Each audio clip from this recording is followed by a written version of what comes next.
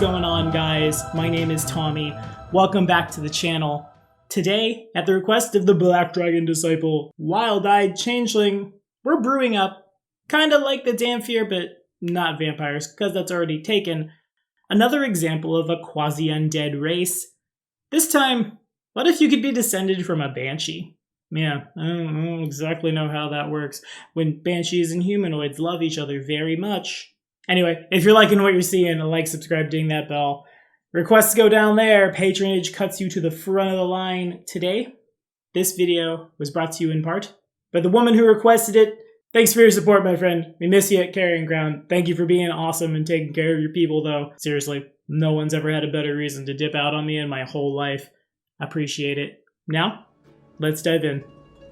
Okay, so, first things first, a Banshee is a female spirit in Irish mythology who heralds the death of a family member, usually by screaming their head off. Her name is connected to the mythologically important mounds that dot the Irish countryside, and there's a lot of varying descriptions of the Banshee. Long streaming hair with a gray cloak over a green dress, red eyes from crying 'em out, dressed in white with red hair and a ghastly complexion. Just that makes sense for the Irish. Anywho, sometimes she is also described as being exceptionally short, alongside the description of being an old woman. In Pathfinder, really I guess like in D&D at large, a Banshee is the undead spirit of an elven woman who, in her last moments of life, either committed some form of heinous betrayal of her friends and family, or was herself dealt a soul-shattering death at the hands of those she thought she could love.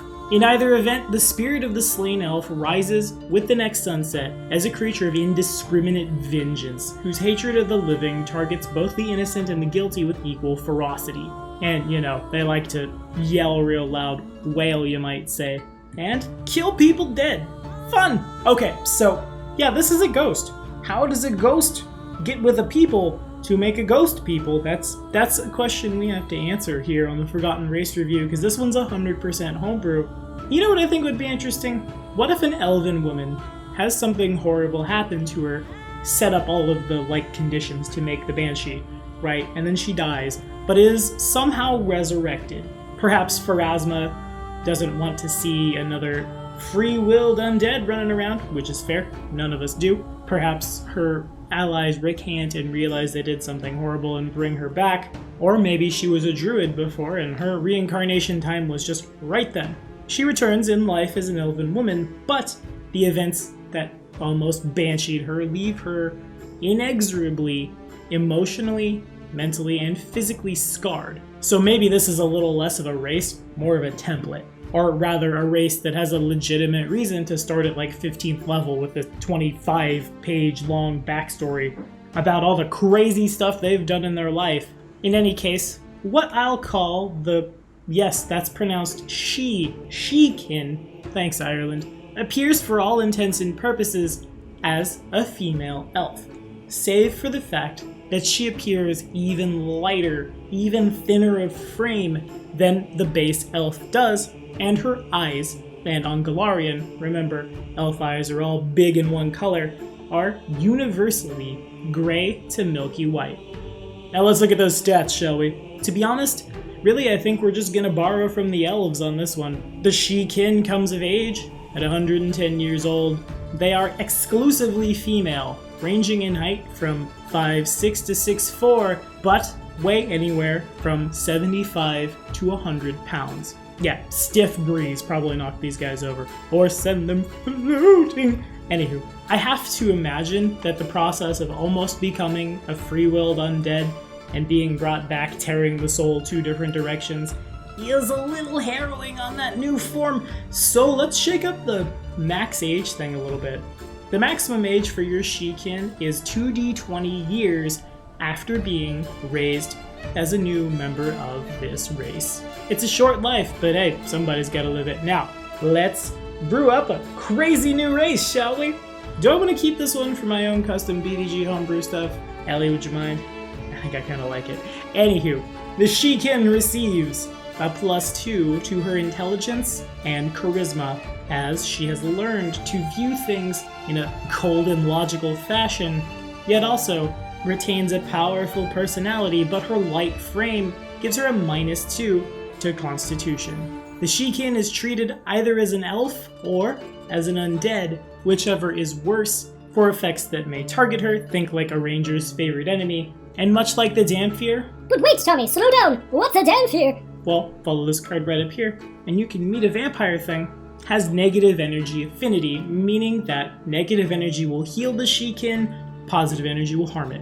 The Sidhekin has dark vision up to 60 feet and low light vision, and takes no penalties from energy drain effects, though can still be killed if they accrue too many negative levels. After 24 hours, any negative levels the Sidhekin takes fall off without need for another save, and in addition, the Sidhekin receives a +2 racial bonus on Intimidate and Knowledge Religion checks. In addition, Sidhekin spellcasters may convert the damage from any spell they cast that deals damage to sonic damage. If they do so, the spell's somatic component no longer requires free hands, rather the Sidhekin lets out a blood-curdling wail, but doing so increases the spell level by 1 as if using the elemental spell, Metamagic Feat, and a number of times per day equal to the Sidhekin's hit dice. When struck by a critical hit or sneak attack, the Sidhekin's body becomes somewhat incorporeal, reducing the damage from the critical hit or sneak attack by half. So that's fun, yeah. I actually really like this race. Ellie, I'm sorry if you have a problem. I'm gonna steal this. We're gonna fight. I kind of know the vague area where you live. We're gonna throw down. Fight.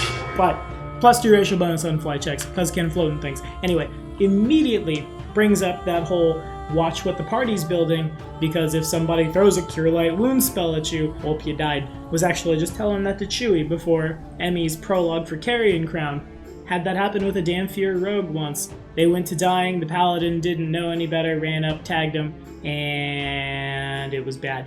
Remember kids, if you want to play something with negative energy affinity, communicate that to your squad, please, they need to know. However, I would 10 out of 10 play this race. Maybe I'm a little biased because I just created it, but I really like the flavor of the pseudo-undead thing. Kinda reminds me of the Borai from Starfinder. A mostly dead body that retains a teeny tiny sliver of its soul, which are bound, like botched resurrection attempts, or people who are just too stubborn to die. I like the notion. Maybe that's my inner goth kid screaming out at the heavens, but that's fine. I'm here for it. If I were to GM for a Sidhekin, I think we'd have to do a little bit of catharsis in our campaign, right? Given that you almost came back as one of the most scary undead that you're ever gonna see ever forever. Actually, let's give them something like the bleaching for gnomes. Call it the Sidhekin's curse. Don't gotta get super flavorful with it, but if a Sidhekin should die without atoning for the betrayal she committed or avenging that soul-shattering event that killed her, she immediately rises in undeath as a Banshee but retains all of her class levels. Don't get this one killed, kids. It'll be bad for your health. Anyway, that was fun. I'm stealing this one. Thanks again, Ellie. You're the best. Anyway, what do you guys think? Was that cool? Did I miss anything? What else could we add to round this race out? Because this will be number 2 in a list of like 6 new core races for our third-party content that, yeah, it's taking a minute. But it's coming, I promise. You'll see it. Patience is a virtue. Virtue is a grace probably held by the Archon-blooded Bazimar. And a lot of other races that are not on the patron request line because it's super full. Because one of my patrons requested we cover the rest of the Geniekin, which means next week we'll hit the last one, the Sylph. See you then.